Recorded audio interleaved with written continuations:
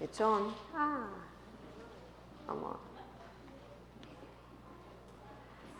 Tonight I'm going to be talking about the acid-alkaline balance in the body. Now things are going to be a little bit different tomorrow at, I think it's 9:30 or 9 o'clock, 9:30. I'll be talking on the mind. And then at 11 o'clock, I'll be talking on the mind as well. So I'm going to be doing a two-part on the mind tomorrow. The first part, I'm going to be having a look at all the physical things that affect the functioning of our brain. And in the second lecture, I'm going to be looking at all the spiritual and emotional and mental things that affect the functioning of our brain. And then tomorrow afternoon at 4 o'clock, I'll be speaking on those little chemical messengers called hormones.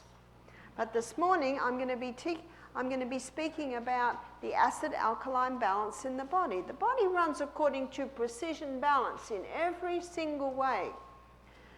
And if the balance is thrown out, then the body is not functioning properly. The acid-alkaline balance is important. If you've ever had a swimming pool, you have to test the water of your swimming pool every day, because if it goes to acid, the pipes corrode. If it goes to alkaline, algae grows on the pipes. And if a person is a hydroponic gardener, they're testing the pH of the water that the roots are sitting in. Because if the water goes to acid, the little roots can burn. If the water goes to alkaline, then the gardener doesn't get the speed of uptake of minerals out of the water and into the plant. And these are some of the things that I'm going to explain this evening. As you will see as we go through this lecture, disease thrives in an acid environment in the body, whereas healing is stimulated in an alkaline environment. Now, on Tuesday night, I took you on a journey through your gastrointestinal tract. And we had a look at one part of the body that's acid. Where is that, students? In the stomach.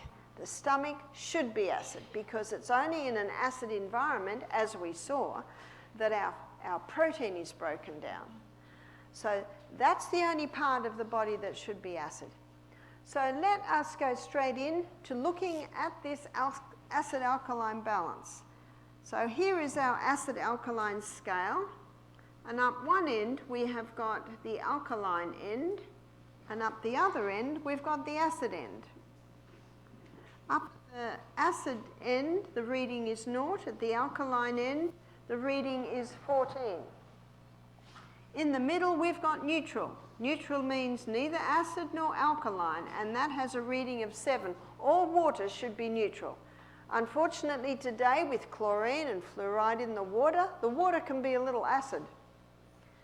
Blood has a reading on the pH scale, and blood's reading should be between 7.35 and 7.4.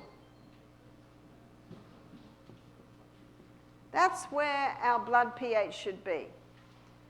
If blood pH goes up to 8, that person will go into a coma and die of alkalosis. So there's dead. If blood pH drops down to 7.22, that person goes into a coma and dies of acidosis. So there can't be much variation there. What an amazing body we live in. Because your body's constantly got systems in process to keep it within that range. So we don't have to worry about the pH of our blood. The two organs that are constantly working to keep it in that range are your lungs. Now today when you exercised, yes? Did you start breathing deeply? And you didn't choose to. You just automatically do that. That's because as your cells burn more fuel, burn more oxygen, they're giving off more waste, and the blood starts to get a little acid. So the brain, headquarters, says to the lungs, breathe deeply, because when you breathe deeply, you're breathing in more oxygen, which alkalizes. and you're breathing out more carbon dioxide and getting rid of your lactic acid. And they're the things that can cause the blood to be a little acid. So your lungs help to keep the pH of the blood within that range. The other organ is your kidneys. And your kidneys do it in quite a fascinating way. Proverbs 14 verse 6 states, "Knowledge is easy to him that understands." So let me give you an understanding of how the kidneys do it. And we're going to go way down to the smallest component, which is a nephron. And in the nephron, there's a little filtering unit. That's where our blood is filtered. It's called the Bowman's capsule. And then the tubules come out like this, and then down into the bladder. So here are the tubules that are taking the filtrate out. There's the bladder. Now, we're all royalty here, children of the Most High God. So, blue blood. So the blood comes in, weaves around the filtering unit where the blood is filtered, and then the blood weaves around the tubules. Now, we have 1 million of those in one kidney. So the kidney is the kidney. All those little filtering units are all on the edge, and these tubules weave down like this into the ureter, and then into the bladder, and there's the ureter from the other kidney. That's what it looks like. In a 24-hour period, these little Bowman's capsules, they filter 1,800 litres of blood. Now, we don't have that much blood. That's because every 2 minutes, 1.2 litres is being filtered. Did you know it takes 1 minute for one drop of blood to go around your whole body? That's phenomenal, isn't it? Now, out of that 1,800 litres of blood, 180 litres of filtrate is filtered out. But we don't urinate out 1,800 litres a day. Or in American terms, you know, a quart and a litre's the same. Aren't you glad? Otherwise, we'd all be leaving the room every 10 minutes. We only urinate out 1.5 litres. So can you see there's about 160 litre shortfall there? That's because approximately 160 is reabsorbed in this area here. And it's in that reabsorption area that pH is being monitored or balanced. Now, let's say the pH of the blood is getting too acid. It is in this reabsorption area that extra acid is dropped into the tubules to be urinated out. But let's say the pH of the blood is getting too alkaline.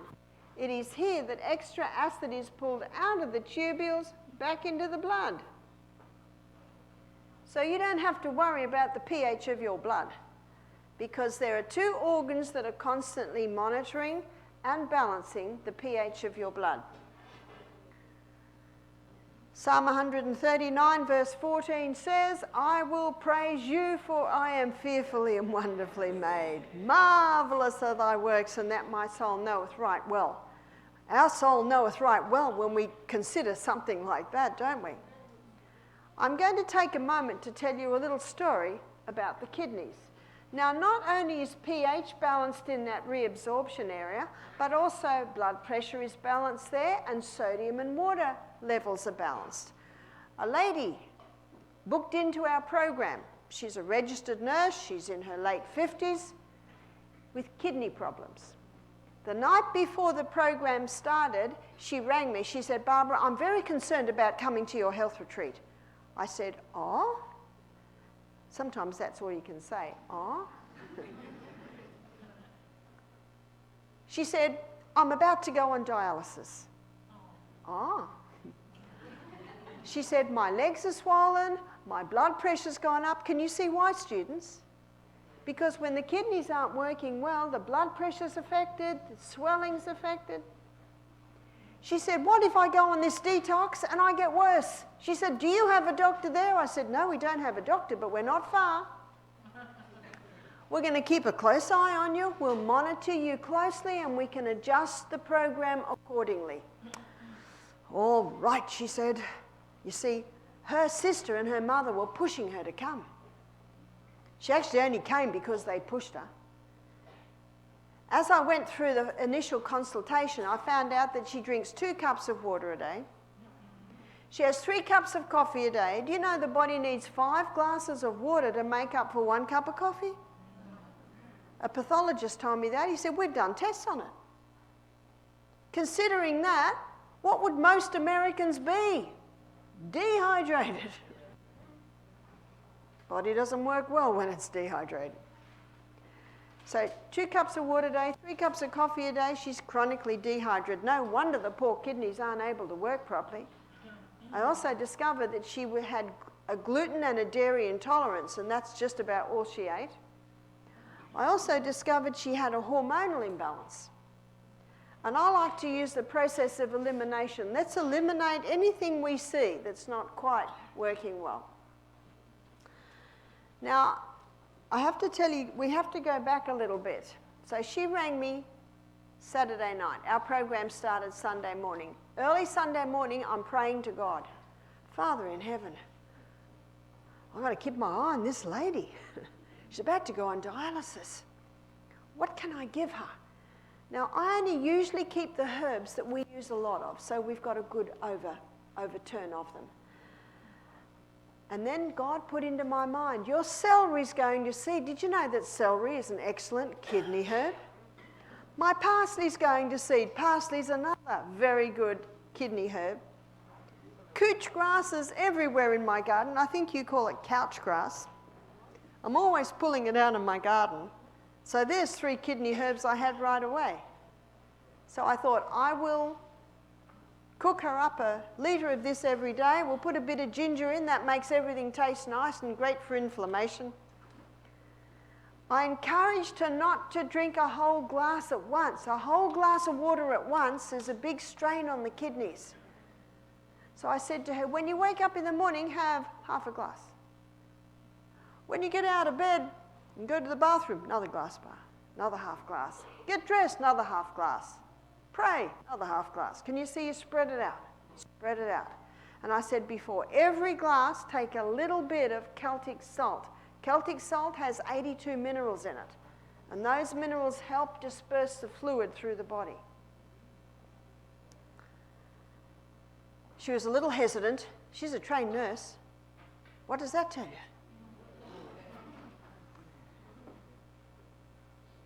She couldn't go on the morning walk the first day. Her legs were a bit swollen. By the end of the day, the swelling's going down. By the end of Tuesday, she didn't have any swelling in her legs. Wednesday morning, she's going on the walk with all the guests. This lady just came alive. At the end of the week, her swelling's gone right down. Her blood pressure's starting to drop a little bit. She emailed me 3 months later. She said to me, I have to tell you, I do not have to go on dialysis. What an amazing body we live in. Psalm 104 verse 14, I'm sure you know it by now. God gave herbs for the service of man. They come into your body and say, where would you like me? Where will I go? God made every herb a little bit different for different body parts and systems. She said, my inflammatory markers have come way down. She said, my liver function test is the best it's been for years. Wow. We've got a body that can heal itself. Remember that little 2-letter word? If you give it the right conditions. She was so excited. And she said, I have to get this in. She'd lost 10 kilos. What's that, 20 pounds? She was excited. You see, when a person has a gluten or a dairy intolerance, and we're going to look at that a little bit as we go through this lecture, that's a big strain on the kidneys. When a person's dehydrated, those poor little filtering units have to filter this thick, sluggish blood. Very difficult. So there's tiny little bits. And she used to think, I've got to drink water, drink a whole glass of water, and the swelling would get worse. See, the only hope of better things on planet Earth is the education of people in the right principles. Remember page 127 of that little book, Ministry of Healing? Let the physician teach the people that restorative powers lies not in drugs, but in nature. The body can heal itself. 2 months later, a man came to us who was about to go on dialysis. We did just the same thing. He emailed me 6 weeks later, I don't have to go on dialysis. Everything's come back to normal. Many are sick through ignorance. Would you agree with me? Yes. Many people don't realise that the very things they're doing is contributing to the problems that's happening in their bodies. So we've just had a look at the two organs that are constantly keeping the pH of the blood within that range. Now, in page 127 of the Ministry of Healing, it says pure air, sunlight, abstemishness, rest, exercise, proper diet, use of water, trust in divine power. It says these are the true remedies. And do you know, when a person is not having pure air, it's the first law of health. They're breathing in bad air. It puts a load on the body. When a person's not having sunshine, so that's supposed to be a 2. Sunshine alkalizes. Bad air creates an acid environment. Too much sunshine, most people today are guilty of not enough sunshine, acid condition. Number 3, temperance. Temperance means not taking anything into the body that will harm it and taking in moderation the good things. In a minute I'm going to show you the things that cause an acid environment in the body. Number 4, rest. Each night between the hours of 10 p.m. and 3 a.m., 5 hormones are released that are responsible for rest and rejuvenation. They're the hours where your batteries are recharged. Because of technology today, many people aren't going to bed till midnight. You probably find it hard to believe, but it's true. We should be asleep by 10. Number 5, the 5th law is exercise, often called the forgotten remedy. Now, what I told you last night, the wonders of the rebounder and 5 minutes 3 times a day or 5 minutes in a row, 15, there's no excuse. Is that right? We need to move this body. Activity is the very law of life. Stagnant bodies breed disease just like stagnant pools do. You've got to move this body. The 6th law is proper diet. We touched on the proper diet in the liver lecture, and I'm going to be touching on it also tonight. Law number 7 is use of water. Water alkalizes. I've never met anyone who drinks too much water. I'm yet to meet that person. Dr. Christopher said, here's a sign to see if someone's drinking too much water. Get them to put their head on the side, and if the water comes out their ears, they're drinking too much water. It's almost impossible to drink too much water. The only time a person may drink too much is if they're drinking too much all at once and they're not having that little bit of salt to help the body utilise the water. And the 8th law is trust in divine power, and we're going to be looking at that tomorrow when we look at the mind. If someone's stressed out, if someone's anxious, it can inhibit the healing process. The breaking of all of those laws can create an acid environment in the body. Now let's say the person's breaking all the laws, and then on top of that, they have a can of Coca-Cola. Where's Coca-Cola sit? It's about 2.6, very acid. Because as you'll see in a minute, as I make a list of the acid foods and the alkaline foods, you will see that the combination of caffeine and sugar creates a very acid environment. And so it could be a cup of coffee with sugar, very acid. So we're looking at someone's breaking every law, the lungs and the kidneys are struggling, but they're just coping, and then the person goes and has a can of Coke. Whew. Scales are tipped, 7.35, 7.34, 7.33, alarm bells go off. The last resort buffer system is called on. The most alkaline mineral is calcium. And calcium is pulled out of its biggest storage house. Where's that? That's the bones. Pulled out of its biggest storage house to help alkalize this growing acidic environment in the blood. So calcium's pulled out of the bones in a form of calcium phosphate, comes into the blood pH starts to go up, 7.33, 34, 35. Whew, we're safe, but at a cost.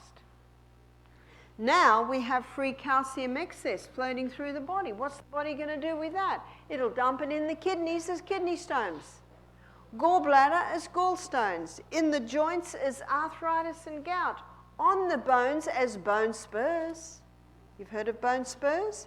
If you get a bone spur, you'll go to the doctor and you'll say, what is it? He'll say, it's a calcium deposit. What's your next question? Why is it on my bone and not in my bone? And unless he's studied nutrition, he'll usually say, we don't know. Hopefully he doesn't say genetics. Genetics loads the gun, lifestyle pulls the trigger. But castor oil compresses can break down a bone spur. Isn't that good news? Castor oil penetrates very deep. Now, if the bone spur's been there 3 years, it might take 3 months. If it's been there 3 months, it may take 3 weeks. If it's been there 3 weeks, you might be able to dissipate it in 3 days. So this is what happens when an acid environment is created in the body. Can you see that? The body's constantly pulling the calcium out of the bones to try and negate the acid condition. Did you know that our bones aren't made of calcium? Bones are made of 12 minerals and 64 trace minerals. So the worst thing you can do for your bones is take calcium supplements.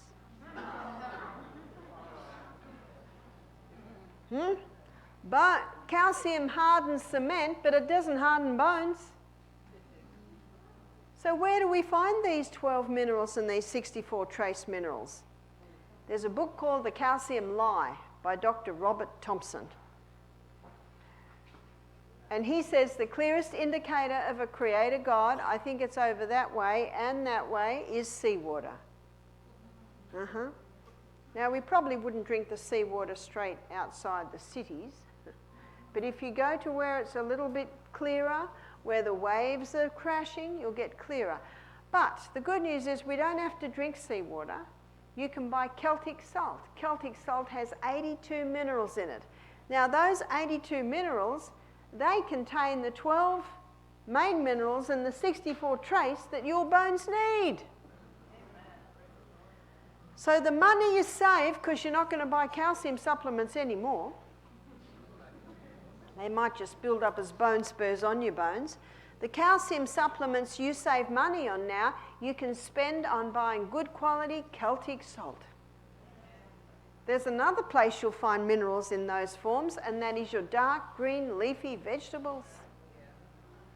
I raised 6 children up in the rainforest. I breastfed them and put them straight onto the food out of the garden. They didn't drink cow's milk. They fell off horses and fell out of their Tarzan vines in the trees because it was a bit of rainforesty, no broken bones.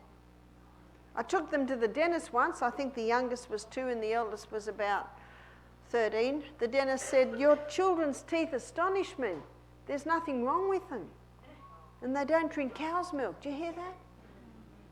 Do you know the little baby calf's got about 4 stomachs. It can break down that cow's milk. We haven't.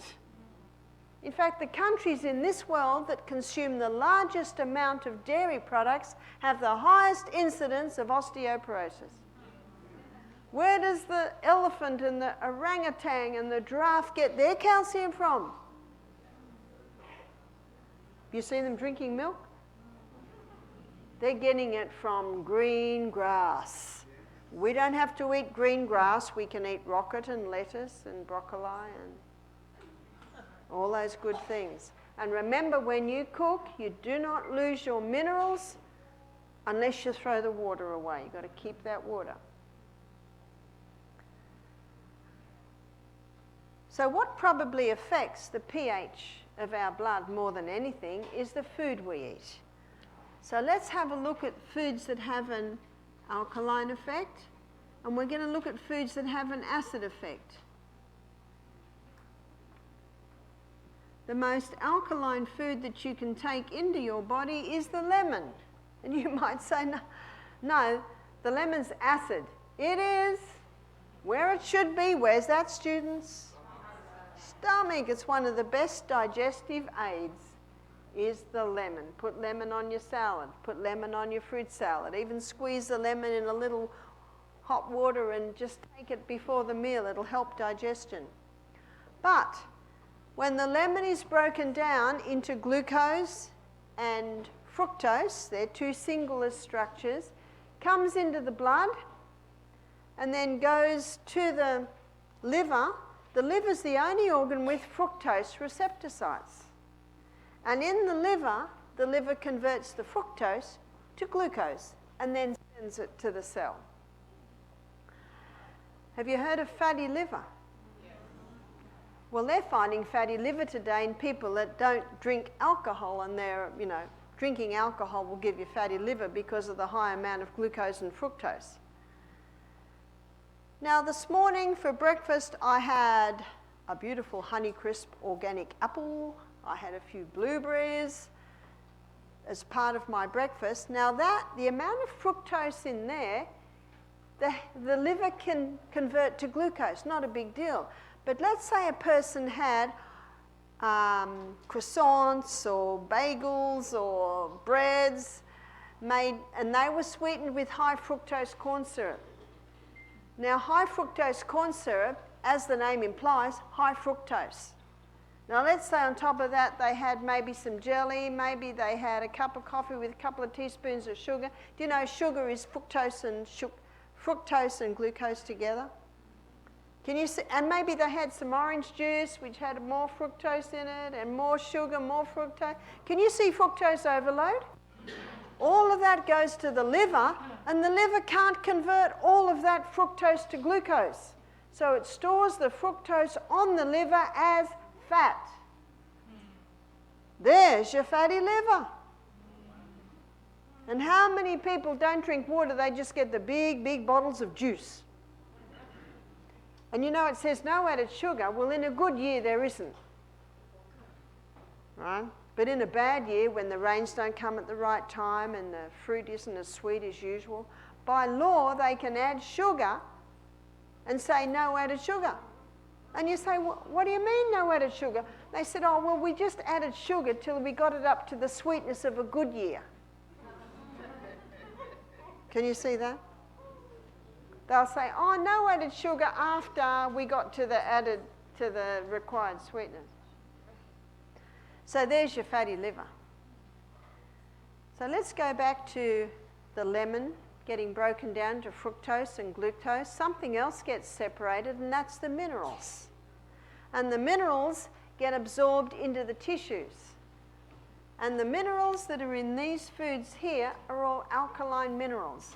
So that's magnesium and calcium and potassium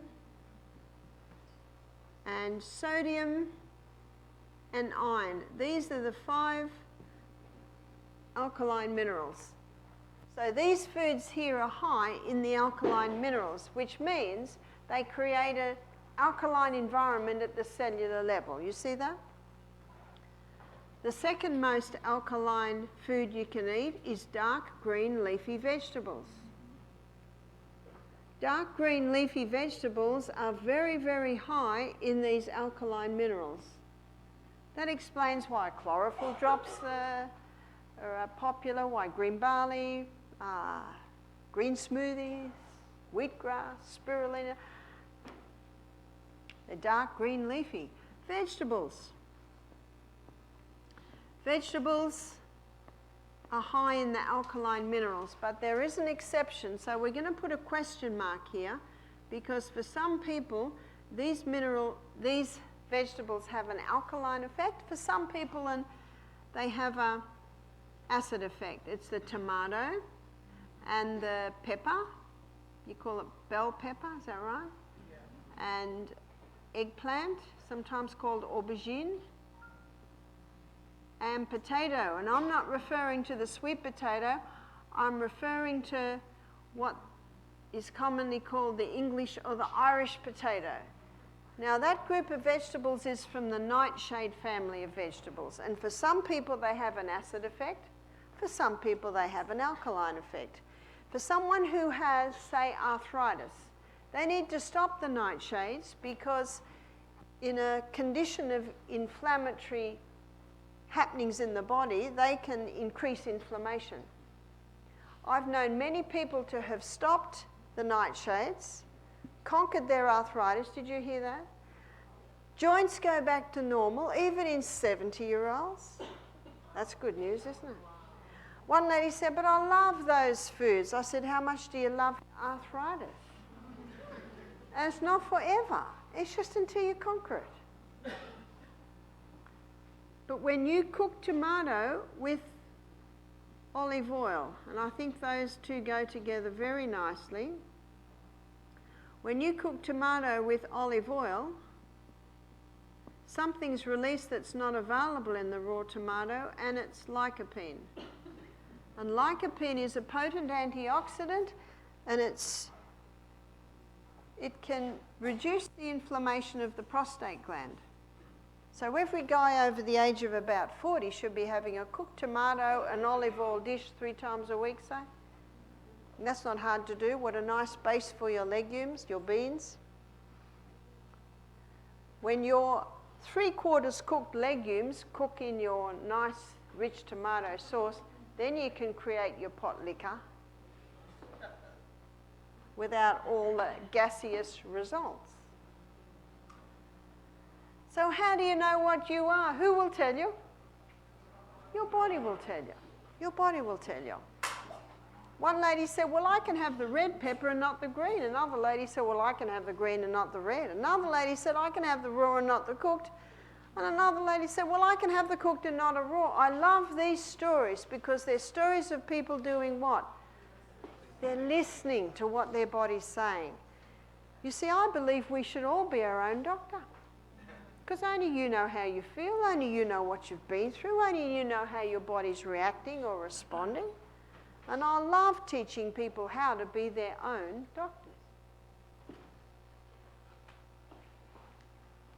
Fruit has a question mark. Why does fruit have a question mark?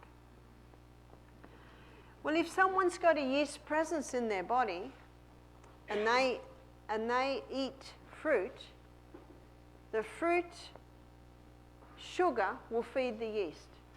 And as the yeast feeds on the fruit sugar, it gives off acetic acid, it gives off lactic acid, it gives off uric acid, and it also gives off alcohol.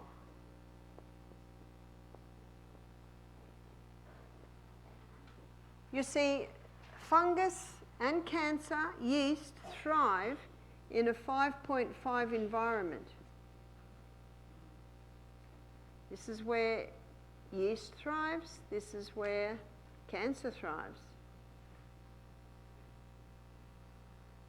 So if someone has a yeast presence in their body, or if someone has cancer, my suggestion is drastically drop the fruit. In fact, I suggest when someone has cancer to stop all fruit for 6 weeks.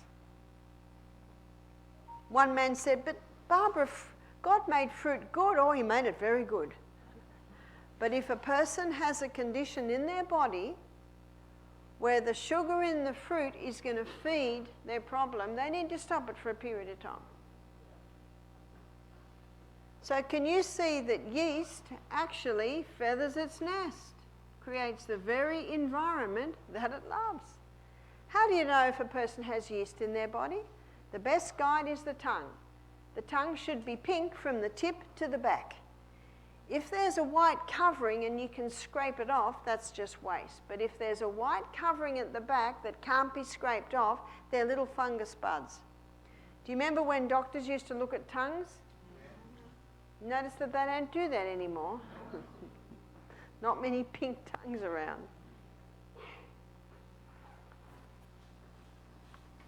So depending on the situation, a person may need to stop the fruit for a period of time or greatly reduce it. You see, the cellular environment of the body should be around 6.5. Very slightly acid, so we get the speed of uptake of minerals. Interesting to note, in a 6.4 environment, that's what the gardener likes for the growing of his vegetables. So we should be 6.5, so this drop of 1 point, even though it's the drop of 1 point, it means 60% less oxygen available at the cellular level. So it's a logarithmic scale, so the drop of 1 point has quite a dramatic effect. Let's go back to looking at our alkaline foods. Millet. What's millet? That's birdseed, that's right. Notice the budgies spit out the hull. You can buy hulled millet. And hulled millet cooks up to a very nice, soft porridge. You need about 3 cups of water to 1 cup of grain. It's an alkaline grain. It's also gluten-free. Quinoa. Quinoa is also an alkaline grain. I'm reading an interesting book at the moment. It was written in about the 40s, I think, by this missionary that went to the Incas. Very interesting. And that's their main grain is quinoa, or spelt quinoa. Also buckwheat. The Russians and the Polish love their buckwheat. It's an alkaline grain. It's really not a wheat. Amaranth. This isn't a very well-known grain. It's becoming more known because it is an alkaline grain and it's a gluten-free grain. It's about the size of a grain of sand. And when you cook it up, it goes like a lump of glue. So it's actually not that nice, but you can do 3/4 millet and 1/4 amaranth. Or you might do half oatmeal, half amaranth, and that makes quite a nice porridge. Spelt and kamut also are alkaline grains. Now let me take a moment to give you the wheat story. The wheat that God made is called einkorn. And einkorn wheat had a very fragile gluten or protein structure. It is not sure when, it is estimated a couple of thousand years ago, einkorn did a wild hybrid with a field grass and came up with the Emma strain of wheat. The Emma strain of wheat is not quite as fragile in its protein or gluten structure, but it's still fairly fragile. In the 1950s, Dr. Norman Bulag in Mexico and his team of scientists put the Emma strain of wheat through intensive crossbreeding and they came up with the hybridized wheat. Why did they put it through intensive crossbreeding? They wanted to create a plant with a high yield of grain to help with the starvation crisis in Africa, India, Mexico. So they came up with a plant that only grows this high. It's got a thick stem, so it has a heavy yield of grain. Well, it can hold the heavy yield of grain.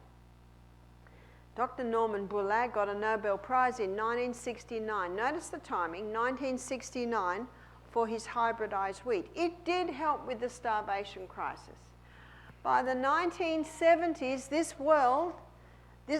grain's going worldwide. Do you know what that means by the 1990s? Let's make a list. By the 1990s, every cereal in America, every bread in America, every cake, biscuit, cookie, pie, pizza, pasta, what's it all made out of? The hybridized wheat. Even organic wholemeal bread is made out of? This hybridized wheat. Now, what was never addressed was the effect of that hybridized wheat on the gut of the human body.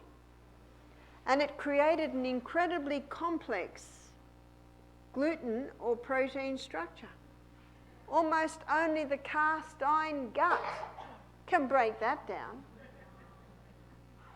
And if that wheat is made into a sourdough bread, the culturing process breaks down the protein or the gluten. So it is less fragile, less complex, but it's not as fragile as these ones. Spelt and kamut are wild hybrids of the emmer wheat. So they still have that fairly fragile structure. And if that spelt flour is made into a sourdough bread, the culturing process breaks down the structure almost to the original fragile structure. 20 years ago, we never heard of gluten intolerance. Have you noticed? It's almost a household name today. What is the reason? The reason is this hybridized wheat. There's more. Americans overdo it. Here it is here. How many have cereal and toast for breakfast, sandwiches for lunch, pasta for tea? Overload. There's more. Children are being fed food too young. You see, the first teeth that children get are 4 at the bottom and 4 at the top. And you know what they're called? Milk teeth. Because that's all babies should have. But that's taste time. My little grandson, John Clancy, I'll see him in a few weeks when I'm in Wisconsin, he's having a celery stick to chew on. Sometimes a little bit of cucumber to chew on. Sometimes my daughter puts a hunk of apple in a net bag and he sucks on that. That's all. It's taste time. Then the next teeth come through. Remember we looked at this on Tuesday night when we looked at the gut? And when those molars come through, then salivary amylase ptyalin is released. And ptyalin breaks down, starch. Do you know what that means? No baby has the ability to break down starch until the molars are through. When do the molars come? Early's 14 months. Most children, it's not till almost 22 months of age before the molars are through. And what are mothers told to feed their babies at 4 to 6 months of age? Rice cereal, pure starch. Can you see malabsorption syndrome is set up in the gut? From a young age. You look at who writes most baby feeding brochures. Look at the back. Heinz baby food. Do you have Heinz baby food here? Or do you have Gerber? Gerber. What shall I feed my baby? Who wrote it? Gerber or Heinz. What are they going to tell you? Oh, they've found some paediatrician who says that babies are smarter if you feed them younger. I tell you, that defies reason. So can you see what's happening? Babies' guts are being compromised from a very young age. And then the hybridized wheat comes in, and oh no, then they're vaccinated. Oh, then the antibodies go in. Oh, it's a wonder any of us survive. We survive, mostly. But at a cost, is that right? So what are the main symptoms of a gluten intolerance? The two main symptoms are brain fog and bloating. And how many people have both and just think it's normal? Oh, age. Age, yeah? How often is age blamed? No. One lady said, I can't believe my energy since I stopped the wheat. One lady said, I can't believe how clear my mind is now. So many people are so used to feeling like that, they don't even know what it feels like to have a clear mind anymore. At our health retreat, I do a live blood analysis, and I can tell by the amount of white blood cells if someone has a gluten intolerance. And I was looking at a young couple, they were probably late 30s, and the girl knew she had a gluten intolerance. She gets rashes, she gets diarrhea. I looked at her husband, and he had the same. He said, "Oh, this is ridiculous." She said, "I don't have rashes and I don't have diarrhea." And she looked at him and she said, "Yeah, but you fall asleep in the restaurant." He's got the brain fog. Do you know what the good news is? They both stopped gluten. They both started to get their life back on track. They were late 30s. They hadn't had children. And 1 year later, they sent me a photo of their newborn baby. That's the good news. In fact, no wonder there's so much gluten intolerance. Once you stop the wheat, it can take at least 2 months before the full effect of stopping it is seen. I've met people who said, "Yeah, I tried stopping the wheat, but it didn't make any difference." How long did you stop it for? 2 weeks. Still in there. A slice of bread can be out of your body in 24 hours, but the effect can remain for up to 2 months. So let's go back to our alkaline list. Almonds, called the king of all nuts, and they deserve the title. They're the highest in protein, they're the highest in calcium, and they're the highest in iron. Brazil nuts are from Brazil, and Brazil nuts are phenomenally high in selenium. No other food comes near it. And selenium is required by your thyroid gland. So make sure you have 5 a day. If you find them, buy them up, because last year the Brazil crop failed, so they're getting a bit expensive. Let's hope that it survives this year. Also lima beans,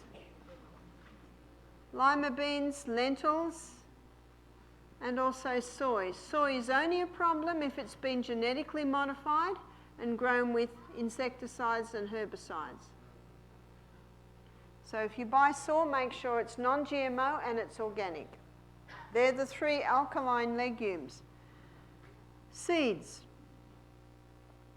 are alkaline. The most acid-forming substance you can put in your body, I can't bring myself to call it a food, sorry, is the pure crystallized acid that's been extracted from the sugarcane plant. Your sugarcane is to the alkaline side because of all the minerals it contains. But the pure crystallized acid that's extracted from the sugarcane plant is highly acid. Now these foods here are high in the acid minerals, which is phosphorus and sulfur and chlorine. They're the alkaline minerals. The second most acid-forming food is meat. I don't know if you're familiar with the China study, Dr. Colin Campbell. He could switch cancer on and off by the amount of animal products he was giving the rats. You see, when meat burns in the body, it's only 52% fuel. That's a 48% waste. And that waste is a sulfur waste, creating a very acid condition in the body. Also, aged cheese. What's the blue in the blue vein cheese, students? Mold. All aged cheeses get their flavour from fungus. Have you ever been to a cheese factory? I haven't. I don't like the smell, actually. One lady said she went to the cheese factory with her little granddaughter. She said all the cheeses were just covered in green. And they just cut that green mould off, chopped them up, put them in plastic bags and sent them off to be sold. So the only cheese that doesn't have mould in it would be feta, you know, your light fresh cheeses. But even them, you've got to have a look at the cows they came from, and cows aren't happy today.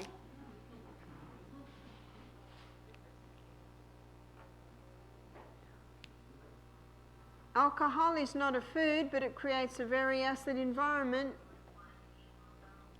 Tobacco is not a food, but it creates a very acid environment.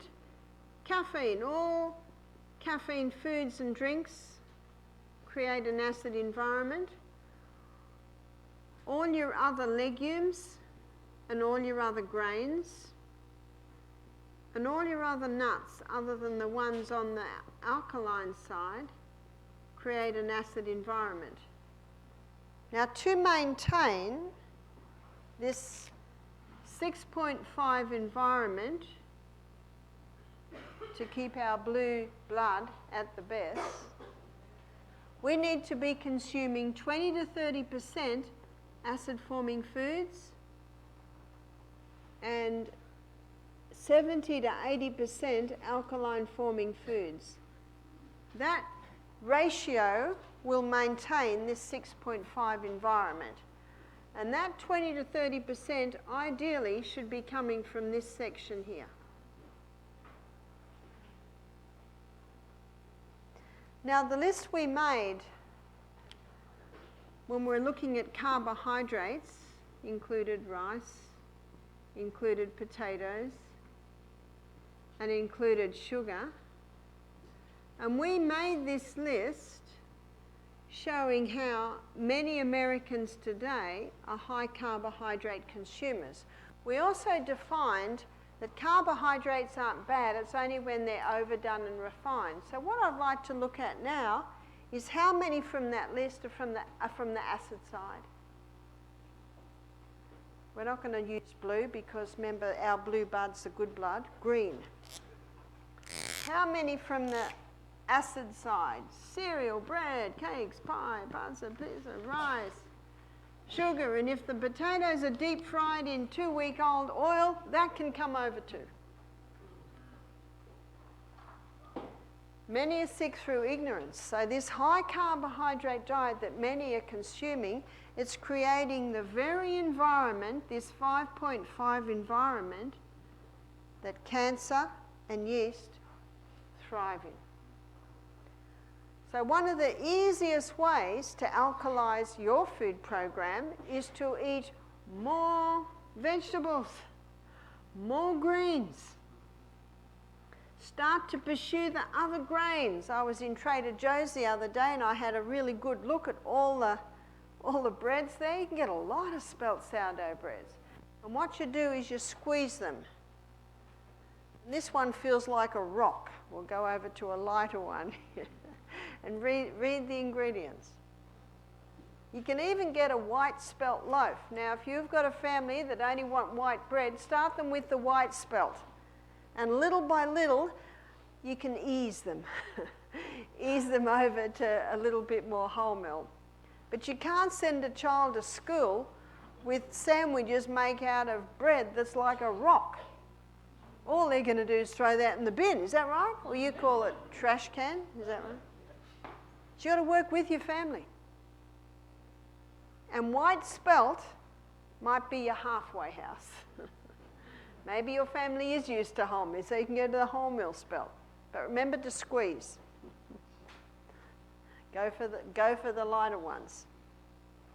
One lady said, I tried sourdough spelt bread and it's horrible. I said, well, you tried the wrong one. Because you can get beautiful sourdough spelt breads. So what's sourdough? You know, it's the wrong word because it's not a sour bread. And you know the Bible, I think it's in Matthew 33:13, where it says a little leaven leaveneth your whole lump. You've heard of that? What's it talking about? It's talking about the sourdough bread. And when the Israelites were in the desert and they had to put the leaven out of their house for 7 days, you know, because of the Passover, what was the leaven? It was the sourdough culture. All through Europe, that's the only bread that's ever been made. And that sourdough bread is a cultured bread. And what it does, it breaks down the protein or the gluten in the grain. So when you eat a sourdough bread, you're eating a pre-digested grain. Isn't that good news? What would most Americans, what would their ratio be? 90%? Yeah? 10%? That's why I say many are sick through ignorance. They don't realise that the food they're eating is killing them. It has been said that most people dig their grave with their knife and fork. Have you heard that? So the easiest way to do it is to go more to the alkaline. Now, yes, oats are over here. Yeah, your oatmeal. We call it oats, you call it oatmeal. Yes, the rice is over here. And that's all right, because you need a little acid. But instead of having oats every morning, have oats one morning, millet another morning, millet and amaranth another morning. When I get home on the 8th of April, my 3 little grandsons will be there to spend a week's holiday with us, and they love porridge for breakfast. So sometimes I give them oat with amaranth, sometimes I give them millet. Oh, millet is their favourite. Very nice, with honey and almond or soy milk and chopped banana on it and all the sprinkles on top. Makes a nice breakfast. So that's the easiest way to do it. And remember, win your family with beautiful food. If you go home and say, right, we're going to stop eating this and we're going to do this, they're all out the window.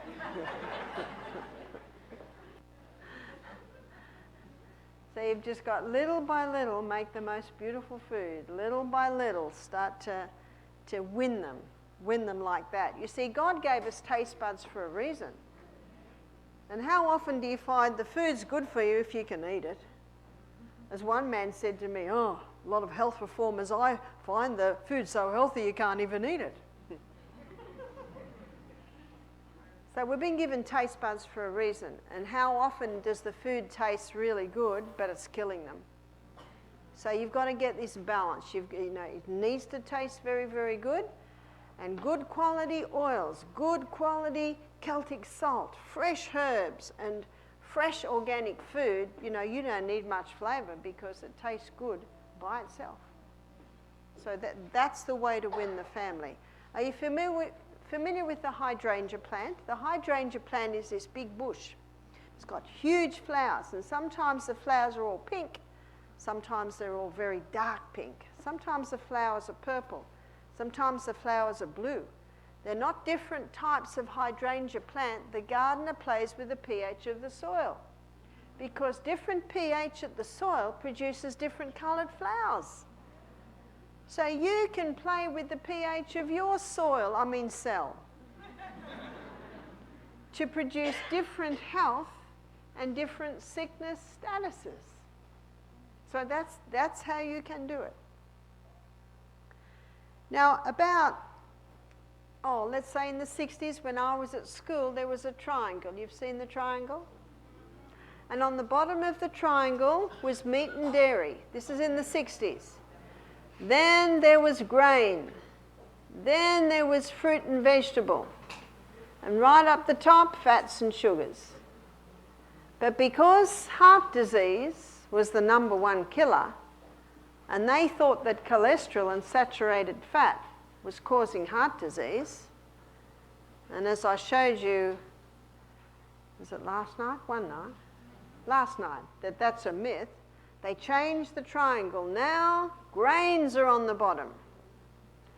Then, because it's well acknowledged the value of the fruit and vegetables and the protective power of those antioxidants and minerals, that's second. And then up here is meat and dairy. Now, the meat and dairy industry were not happy about that, but they had to do something to show that they're doing something to try and prevent heart disease. Well, has that triangle lowered heart disease? No. And they've introduced margarine instead of butter. Has that lowered heart disease? Oh, well, we'll bring in cholesterol-lowering medication. Has that reduced heart disease? Oh, well, we'll just lower the figures. Has that reduced heart disease? Heart disease hasn't reduced. What do we say in Australia? Barking up the wrong tree. Do you have that saying? Let's make a triangle, students. On the bottom of the rung, what should we have a lot of? Fruits and vegetables. We'll say vegetables and we'll put fruits here because for some people they can eat more fruit than others. If they've got a yeast presence, they need to reduce that for a period of time. I've only got 3 rungs to my triangle. Down the bottom I've got legumes, then seeds, and then I put grain up the top here. And then up the top you've got nuts, you've got your maple syrup, honey, oils, like your coconut and your olive oils. Now I want to look at that triangle through a few different angles. Let's look at that triangle through the pH window. What are your most alkaline foods? Vegetables. Where are your more acid foods? They're more up the top. So through the pH window it gets a tick. What about liver? What does the liver need? Lots of beta-carotenes. Where's that found? In your vegetables.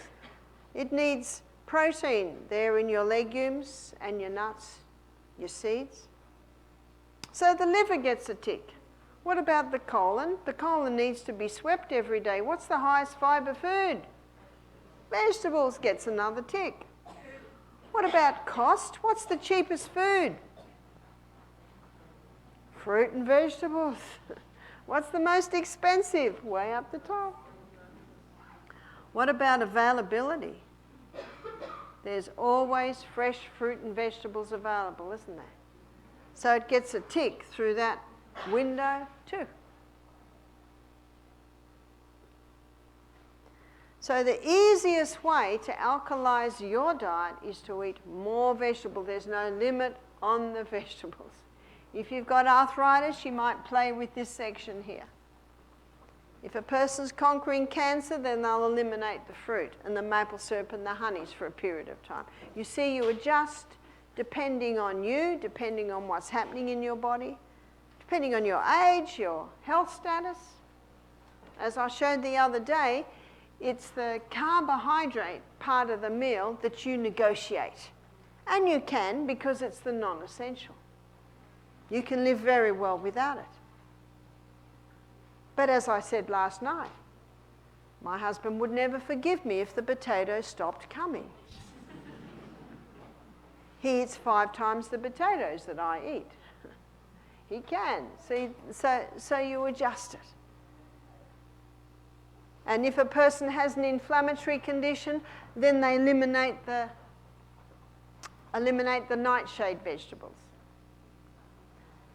And I think, in fact, I'd like to give the challenge that I think it would do everyone well to stop wheat. Just do a little experiment. You don't have to start tomorrow morning because that might be all you've got in your cupboard. But when your cupboards are full of all the good stuff, write it up on the wall. Maybe you'll start the 1st of April when everything's in place at home. I travel a lot and I'm still able to eat like this. In fact, when you go into the lounges, because I travel a lot, so I'm platinum frequent flyer, so I can go into the lounges, there's always snow peas. There's always carrots. There's always fruit. You can always buy a little packet of nuts. That's not much. Well, doesn't hurt not to eat much for a couple of days, does it? And I always travel with nuts. So there's always something you can do. And organic as much as possible. Do you know 1 organic tomato will give you 9 times the iron compared to an organic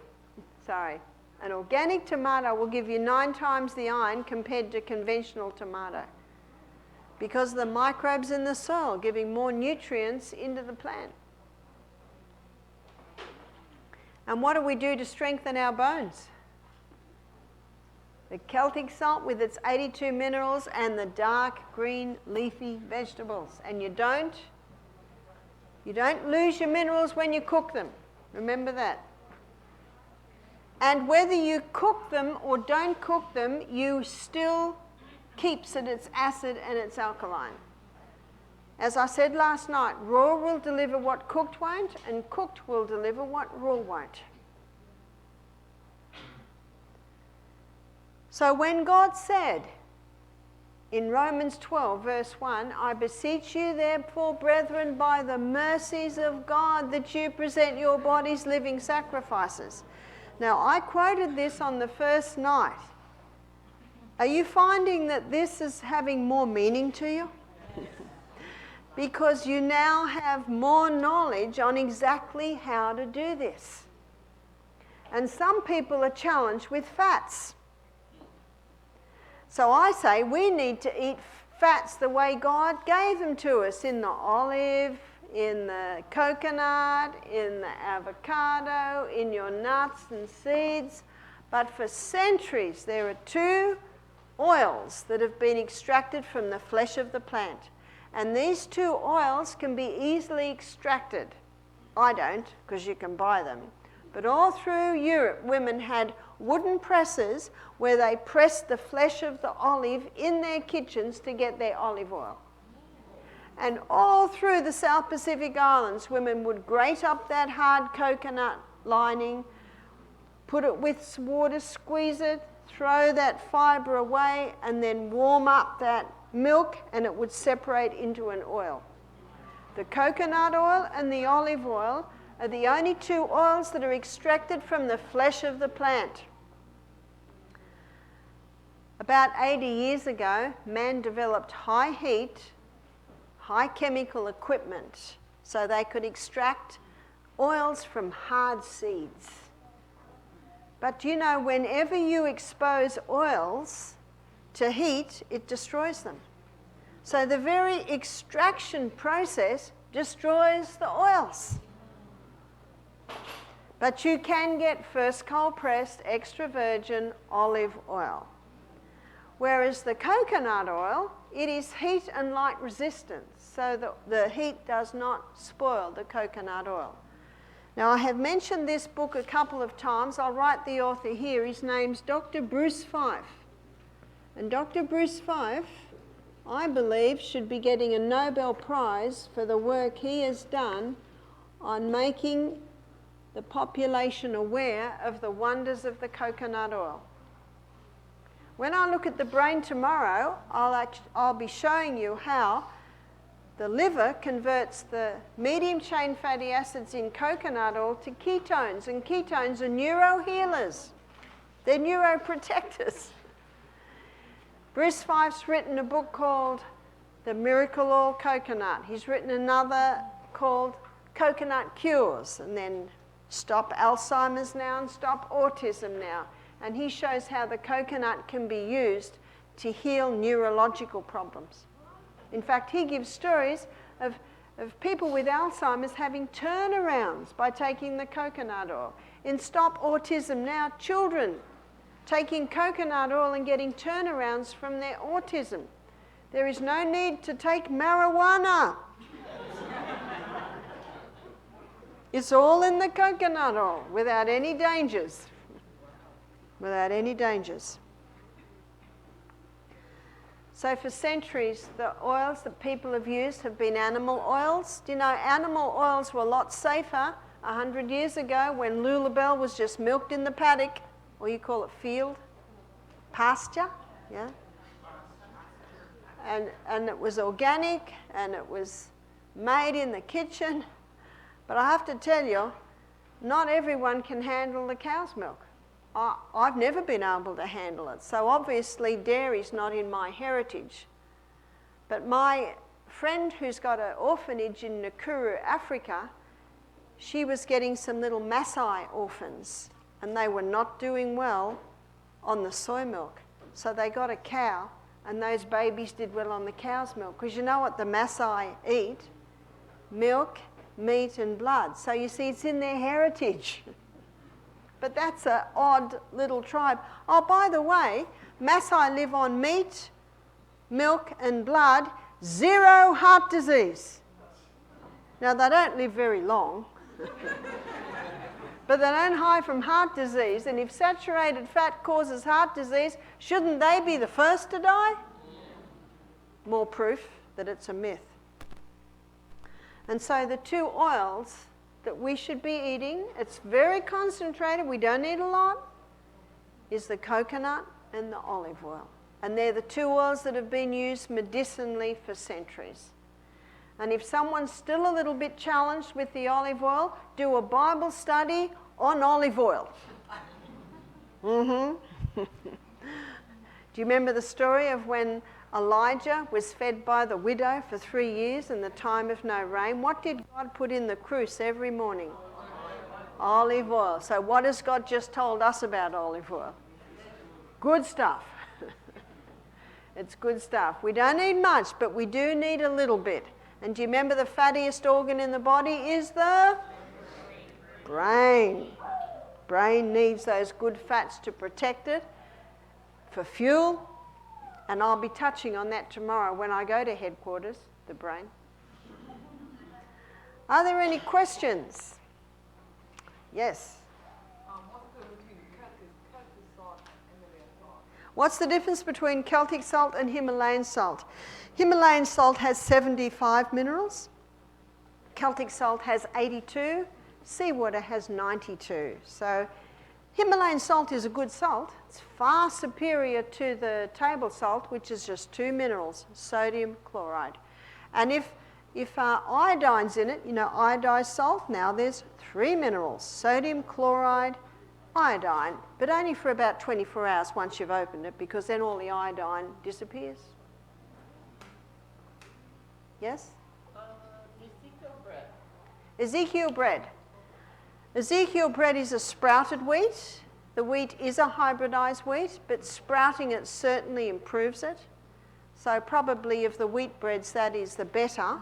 But if you want to test whether you have a gluten sensitivity or not, you're best even to just eliminate that for a couple of months and see what your body's response is. Yes? The chemical structure of olive oil changed with the heat when you cook it. Is the chemical structure of olive oil changed with the heat when you cook it? It is on a high heat.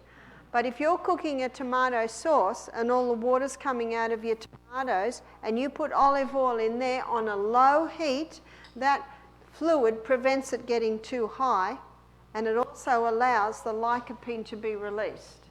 So when I cook with olive oil, I actually put it in the last 5 minutes of my dish. Okay? That's it. Yes? You spoke of parsley and celery as herbs for the kidney. What was that third? Cooch. Cooch. I think you call it couch grass.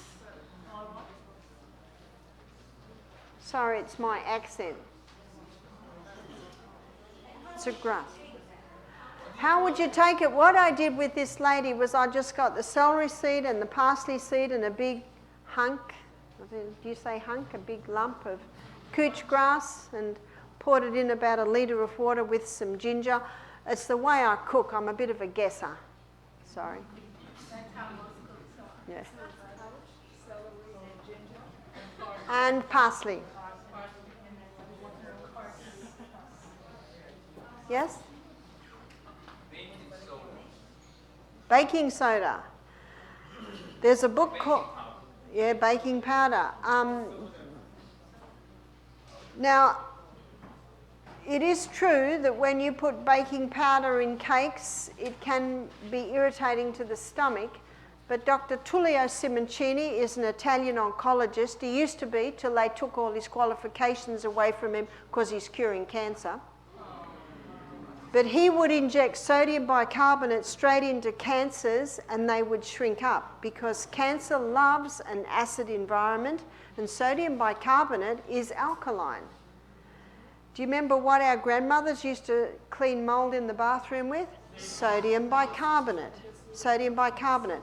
Now if you drink sodium bicarbonate, all you'll do is neutralise your stomach acid.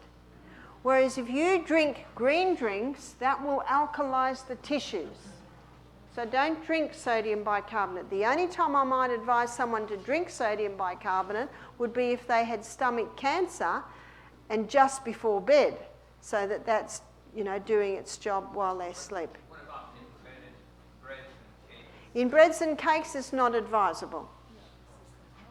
Only if you have an illness. If you've got an illness, you're not having cakes. Just mix, and it's a teaspoon of sodium bicarb to a cup of water. And if you had a mouth cancer, you'd rinse it with that, because remember, cancer loves acid. Sodium bicarb is your ultimate alkalizers. And our pancreas releases sodium bicarb, remember on the gut lecture, so that the acidity from the stomach coming through into the duodenum, the sodium bicarbonate from the pancreas alkalizes it.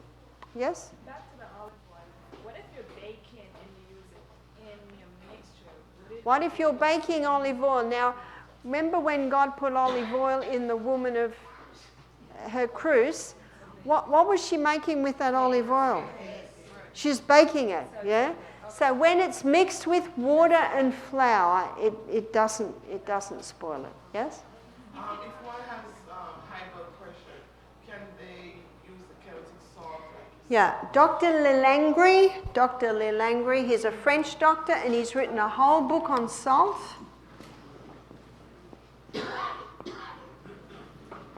And he says when he gets someone with high blood pressure, he puts them on Celtic salt. But only a little bit. Just a little bit. If a person's used to no salt, they have to ease themselves back into the salt. Yes?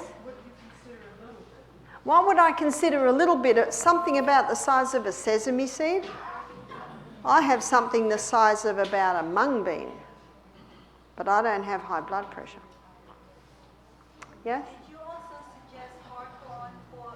Yes, hawthorn. Now, if you put Barbara O'Neill into YouTube, you'll get a whole lecture on heart health, where I define the salt, I define the hawthorn, and the magnesium. Yes? If one has thyroid problem, should they avoid eating green vegetables? If they have Thyroid. If they have thyroid, that's a good question.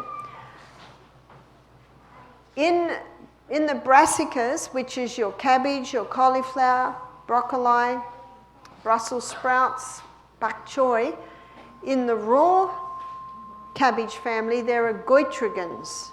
And goitrogans inhibit thyroid function. So let me write it for you, goitrogans.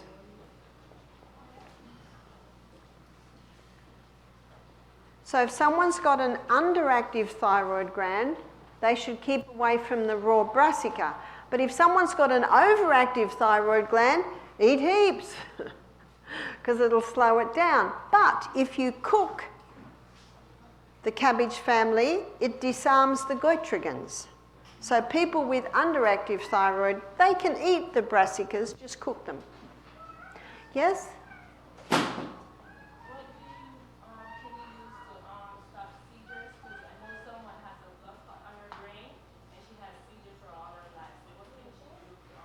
For seizures.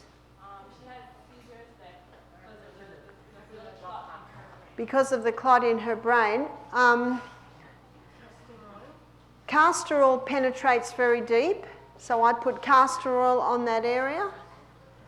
Also, the best blood thinners are your cayenne pepper. You start with 1/4 teaspoon 3 times a day, and flax oil. Flax oil disperses as well.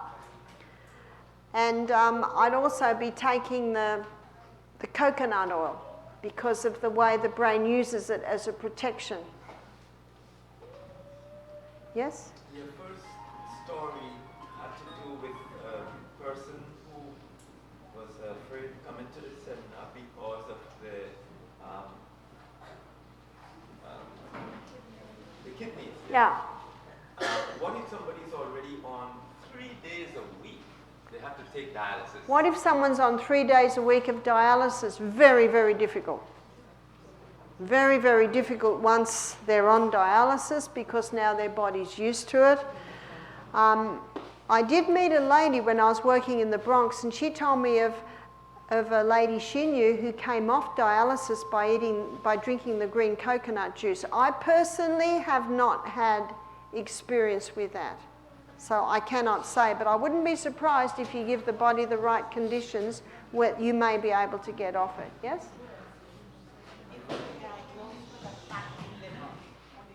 If you've been diagnosed with a fatty liver, you should stop make sure you don't eat any high fructose corn syrup.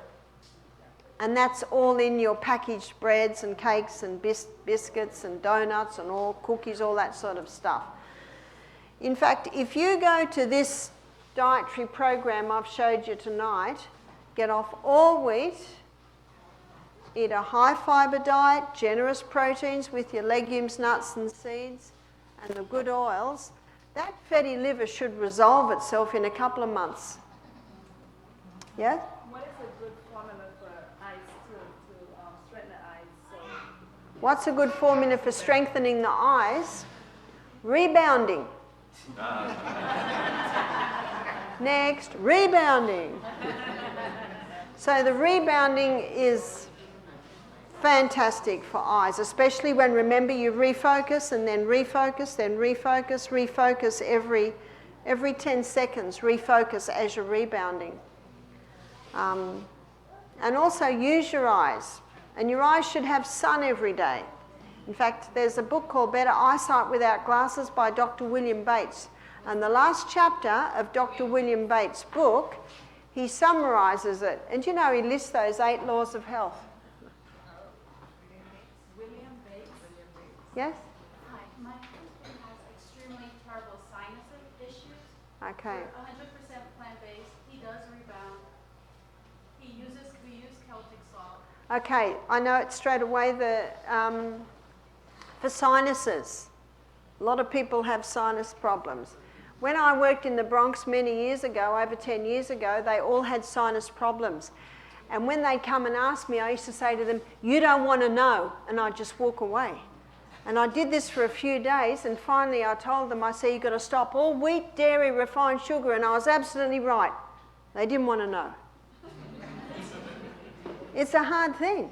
It's a hard thing. So once you stop the wheat, dairy and refined sugar, and see what happens, because of the allergy, mucus gets built up, and then because of the mucus build up there, microbes can come in. And yes, it is true, in 1990s, a group of doctors in the Mayo Clinic proved that sinus was caused from fungus. It's not a very nice thought. So now you've stopped the wheat and dairy, how are you going to clean this out? You can clean it out very nicely by sniffing golden seal powder. And you sniff golden seal powder 3 times a day. Don't sniff a huge amount or you'll feel like the top of your head's blowing off. Just little sniffs.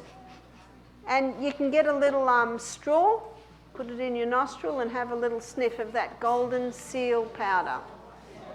There's one, yeah?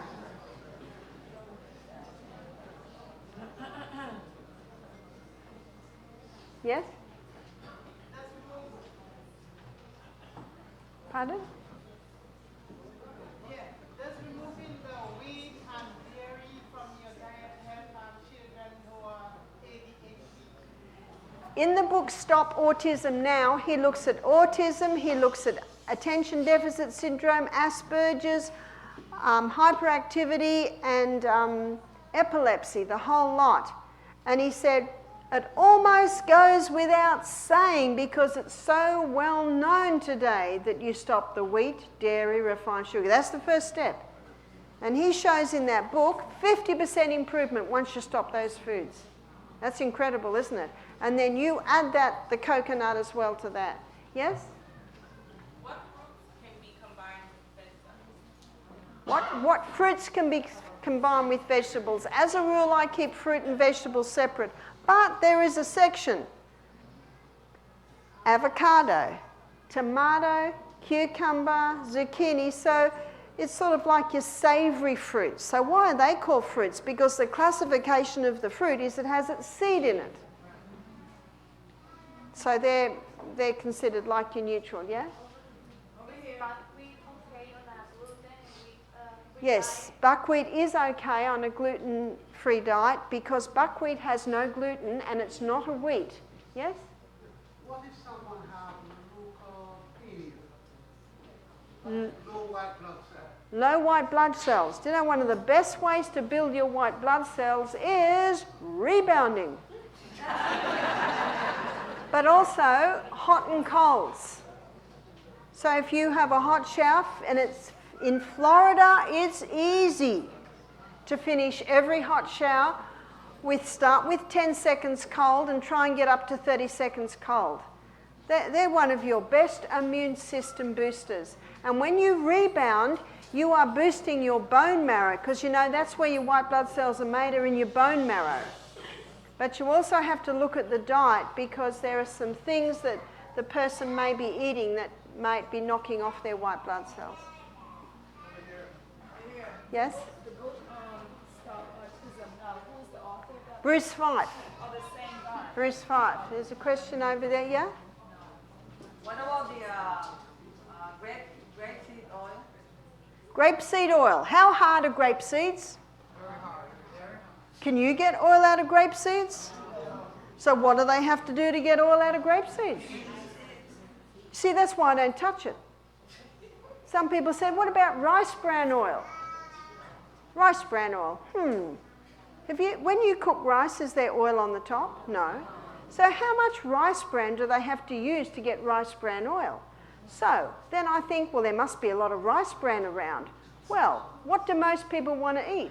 White rice. So what have they got left over? Rice bran. So some cluey marketer said, let's just press it, get oil out, and tell everyone it's good. Can you see? It makes no sense to me. And if it doesn't make sense, I don't touch it, yeah? What if there's too much protein in the blood? You would need to investigate. Sometimes it can be because of digestion. Sometimes it can be dehydration. So you'd have to adjust. You would have to adjust to see what is causing that, because something is causing that. So that's why I like, these are the true remedies. You implement them. Yes? Yeah, we're realizing that organic, everything organic is a marketing strategy. What would you suggest? I don't know about America, but in Australia, you have to work very hard to get your organic status. And if it says organic, you can believe it's organic. That's all I know in Australia. The rules around organic are so strict, whereas the rules around conventional are so lax. So I believe it when they say organic, because I know the regulatory body is very, very strict on organics. And really, it's the best you can do. You can only do the best you can. Yes? Does ripe banana and the white potato produce mucus? Does the white banana and the white potato... Right. The yellow banana with black spots is the most easily digestible. The only time I wouldn't suggest that if someone had a yeast problem, because it's high sugar and can feed it. But the green banana is quite starchy and a lot harder to digest. What about the potatoes?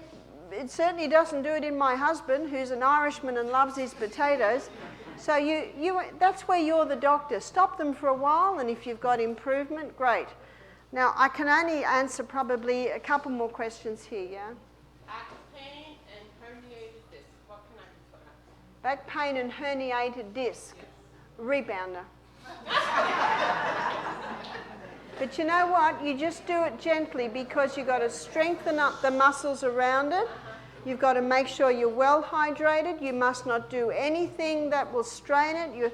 You have to lift with your thighs. Do you know the biggest bones in the body are your femur, and the biggest muscle mass are your quads. So that's what you should lift with. When you bend like that, strain on the back. But when you bend like this, you must really...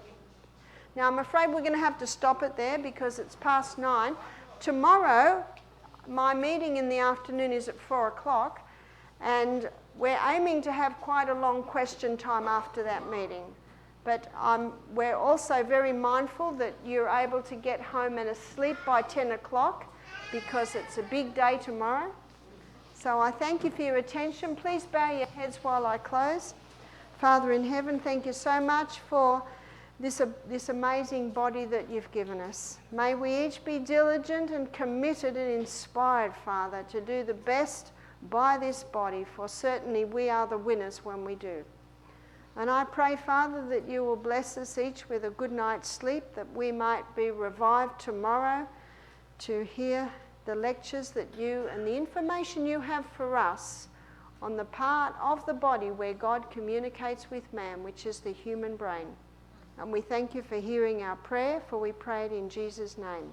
Amen.